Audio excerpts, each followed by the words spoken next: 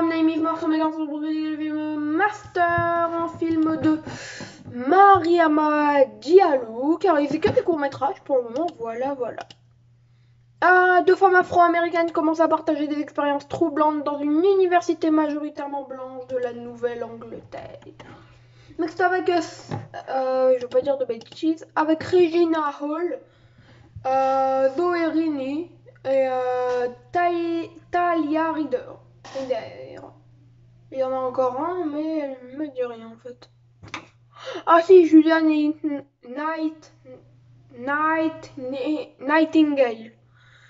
Elle a joué un rôle pas du tout important et pourtant ils mettent que c'est la troisième actrice la plus principale du film. Je comprenais, non. Je comprends pas du tout pourquoi en fait. Voilà, donc je vous proposerai de commencer avec le jeu d'acteur. Nous avons Regina Hall qui est incroyable, dans un jeu simple qui lui va à merveille. On a aussi Zoe Rennie qui est très simple, hein, naturel de simplicité, et ça, c'est ça qu'on aime. Ça qu'on aime, elle joue un personnage d'ailleurs qui paraît plutôt complexe au début, mais qui se, bizarrement, au lieu de se complexifier avec le temps, son personnage se décomplexifie. J'ai pas compris moi non plus, voilà. Dès qu'on soit d'accord, personne ne comprend ici.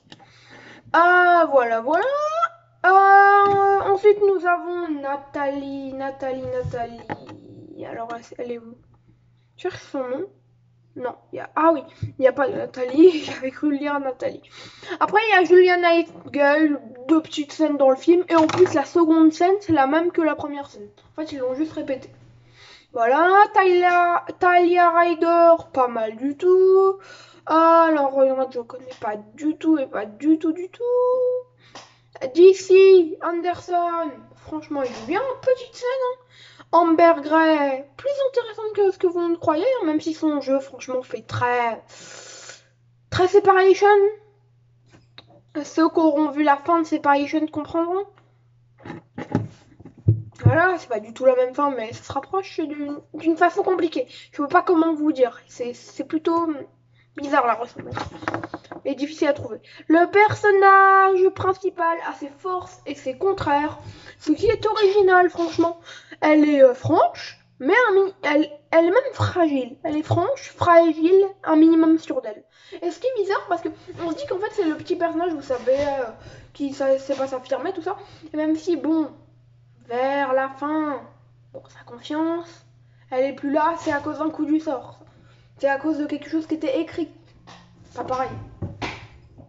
Désolé, c'est peut-être un spoil pour ceux qui ont bien compris la phrase. L'histoire est plutôt bonne, je trouve cela plutôt bien. Laisser la place au film de genre pour la cause raciale, je trouve ça très très bien.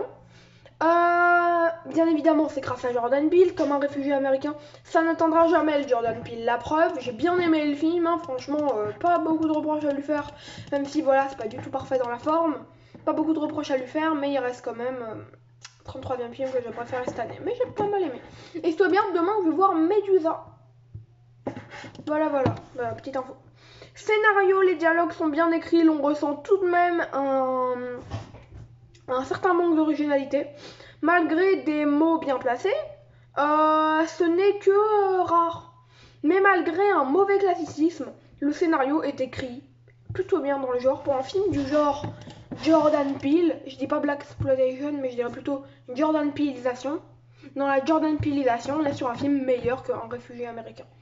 Alors il gagne juste 1, 2, 3, 4, 5 et 6. 1, 2, 3, ouais, 6 places. De plus qu'un réfugié américain, mais c'est déjà pas mal. Il est 33e sur 53, c'est déjà pas mal. Voilà. Ensuite, nous avons la musique. J'ai bien aimé les musiques, toujours simples mais bien faites. Au niveau des thématiques, il y a de bonnes idées, hein. Mais Jordan Peele amène, c'est surtout grâce à Jordan Peele qu'on a, je trouve ça triste, quoi, que ça soit pas fait avant, quoi. Que ce soit que, pas un mouvement de mode, parce que ça va rester, je l'espère. C'est-à-dire que ça va rester pendant, jusqu'à ce que le cinéma finisse, quoi, en gros. Si ça doit exister, si le cinéma dure des millénaires, bah, je veux que ça dure des millénaires, mais il va falloir que ça se réinvente, quoi. Ça va être un des gros problèmes. Parce que tout a déjà été fait, comme on dit. Mais tout a déjà été fait. L'original peut tout de même être créé, non? Voilà, anxiété, gore, death and mystère, c'est classique, seulement peu anxieux, c'est mystérieux. Il y a des détails un peu prévisibles quand même, mais en vrai l'horreur est efficace, allez, on va pas rechigner, c'est efficace. 13 sur 20, ma note finale, et je tenais à vous dire que là, pas sur mon ordi principal, puisque je travaille sur l'ordi de ma mère, parce qu'elle a Word, et moi je ne l'ai pas. Moi j'utilise WordPad. Et donc, je suis heureux de vous dire que ça va jamais se faire, mais en gros, j'écris un faux scénario de court-métrage. Et je pourrais pas le faire parce qu'il y a des trucs un peu compliqués. Je rêve un peu trop, peut-être. Déjà, il faut des acteurs de mon âge, et vous savez très bien, moi-même, j'avoue qu'à mon âge, les enfants jouent souvent pas très bien. Et voilà. Et aussi, voilà, donc c'était une histoire de scolopendre. C'est une histoire de mille pattes. Voilà. Mais il y a des effets spéciaux parce que les mille pattes, voilà, parfois sortent des oreilles, tout ça. Donc c'est pas extra.